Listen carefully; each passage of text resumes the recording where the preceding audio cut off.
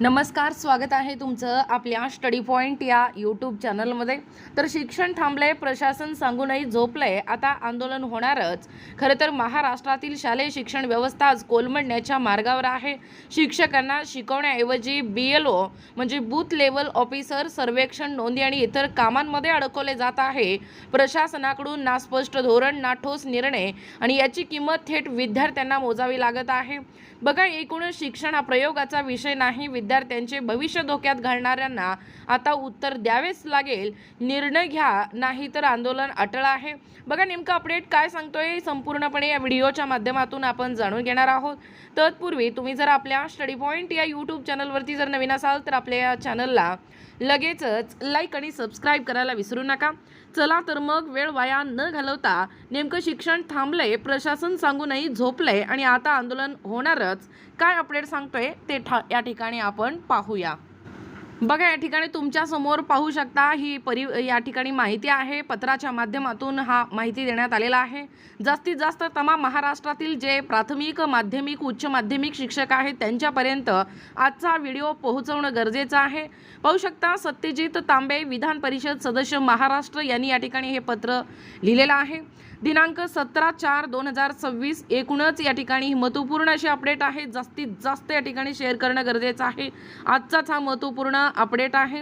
बघा, विषय आहे शिक्षकांनो, राज्यातील शालेय शिक्षण विभागातील गंभीर समस्यांकडे लक्ष वेधून तात्काळ बैठक आयोजित करण्याबाबत व अन्यथा दिनांक 25 मे 2026 पासून बेमुदत धरणे आंदोलनाबाबत सूचना।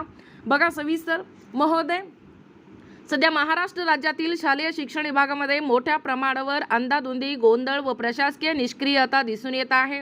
विशेषतः उत्तर महाराष्ट्रातील परिस्थिती अतिशय दयनीय झाली असून शिक्षक, विद्यार्थी, पालक, संस्थाचालक तसेच शासन असे सर्वच घटक सध्याच्या परिस्थितीमुळे असमाधानी व त्रस्त झालेले आहेत। प्रत्येक जण एकमेकांकडे संशयाचे नजरेने पाहत असून संपूर्ण व्यवस्थेमध्ये अविश्वासाचे वातावरण निर्माण झाले आहे। ACITच्या माध्यमातून चौकशीच्या नावाखाली या नियमात असलेली लहान सहान कामे सुद्धा प्रलंबित ठेवली जात आहे। ही अत्यंत दुर्दैवी बाब आहे आणि या संदर्भात मी वारंवार सर्व जिल्हा शिक्षण अधिकारी, उपसंचालक नाशिक व पुणे तसेच आपल्या कार्यालयाच्या स्तरावर अनेक बैठका घेतल्या असून लेखी स्वरूपातही वेळोवेळी विविध प्रश्न मांडले आहेत। मात्र प्रत्येक वेळी केवळ तात्पुरत्या उपाययोजना करून मूळ प्रश्नांकडे दुर्लक्ष केले जात आहे। शालेय शिक्षण विभागातील अनेक प्रश्न हे तर आर्थिक बजेटच्या गरजेचे नसून दैनंदिन प्रशासकीय कामकाजाशी संबंधित आहेत। त्यामुळे प्रत्येक वेळी अर्थ खात्याचे नाव सांगणे किंवा बजेटचे कारण देणे योग्य नाही। आर्थिक भार नाही तरी सुद्धा या कामांमध्ये प्रचंड विलंब, अनागोंदी आणि निष्क्रियता दिसून येत आहे। प्रत्येक कामात त्रुटी काढणे व पैसे उकळणे हा प्रकार होत आहे। भ्रष्टाचार विरोधी कारवायामध्ये देखील शालेय शिक्षण विभागाने रेकॉर्ड ब्रेक केला आहे। यामुळे राज्यातील शिक्षणाचा दर्जा सातत्याने घसरत चालला असून देशातील शालेय शिक्षण व्यवस्थांमध्ये महाराष्ट्राचा क्रमांक खालावत चालला आहे। आणि या परिस्थितीस केवळ शिक्षण संस्था किंवा शिक्षक जबाबदार नसून शासन विभाग व संबंधित अधिकारी यांचीही तितकीच जबाबदारी आहे। याशिवाय शिक्षकांवर जनगणना, मतदार नोंदणी, BLO इत्यादी विविध शासकीय कामांचा अतिरिक्त भार टाकण्यात येत आहे। ही सर्व कामे राष्ट्रीय दृष्टीने महत्त्वाची असली तरी ती केवळ शिक्षण विभागावरच टाकणे योग्य नाही। इतर विभागांमधील मनुष्यबळांचा योग्य वापर न करता शिक्षकांनाच सॉफ्ट टार्गेट केलं जात असल्यामुळे शिक्षणाच्या मुख्य कार्यावर गंभीर परिणाम होत आहे। बघा, अपडेट पुढे काय सांगतोय। मी 2007 आणि 2017 म्हणजे 2007 ते 17 या काळात जिल्हा परिषदेचा सदस्य असतानाही विविध योजनांच्या अंमलबजावणी शिक्षणापेक्षा पूरक बाबींवर अधिक भर दिला जात आहे, यावर देखील आवाज उठवला। शाळांमध्ये प्रत्येक शिक्षणाच्या गुणवत्तेकडे दुर्लक्ष होऊन केवळ अहवाल, लेखापरीक्षण व इतर पूरक कामांवर अधिक लक्ष केंद्रित केले जात आहे। ही बाब अत्यंत चिंताजनक आहे। मी यापूर्वी अनेक वेळा आपणा समक्ष भेटून व लेखी स्वरूपात हे प्रश्न मांडलेले आहेत, मात्र अद्याप ठोस व दीर्घकालीन उपाययोजना झालेल्या नाहीत। त्यामुळे अत्यंत उद्विग्न आणि मनस्थितीतून व जनतेच्या हितासाठी मला हे पत्र लिहावे लागत आहे। खरे तर राज्यात माझी ओळख ही शांत, संयमी आणि लोकप्रतिनिधी अशी आहे। मी कधीही मुद्दा सोडून मुद्दा सोडून बोलत नाही. बघा, असं सत्यजित तांबे विधान परिषद सदस्य महाराष्ट्र यांच्या वतीने बोललं जात आहे. मी कधीही या ठिकाणी बोलत नाही, वागत नाही.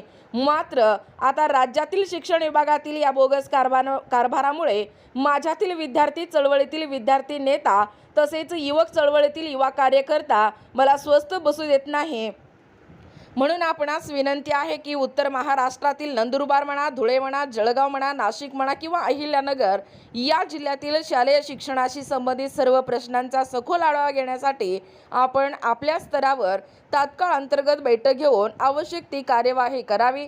तसेच उत्तर महाराष्ट्रातील सर्व जिल्हा शिक्षणाधिकारी, प्राथमिक आणि माध्यमिक उपसंचालक, शिक्षक संघटना, संस्थाचालक संघटना, विद्यार्थी आणि पालक प्रतिनिधी यांच्या उपस्थितीत पुणे येथे मे महिन्याच्या पहिल्या आठवड्यात एक संयुक्त बैठक माझ्या उपस्थितीत आयोजित करावी आणि या बैठकीत सर्व प्रलंबित प्रश्नांवर ठोस व सकारात्मक निर्णय घेऊन ते या ठिकाणी मार्गी लावावेत. अन्यथा दिनांक 25 मे 2026 पासून मी स्वतः आपल्या कार्यालयासमोर बेमुदत धरणे आंदोलनास बसणार असून संबंधित प्रश्न निकाली निघेपर्यंत हे आंदोलन सुरू राहील याची देखील या ठिकाणी नोंद घ्यावी.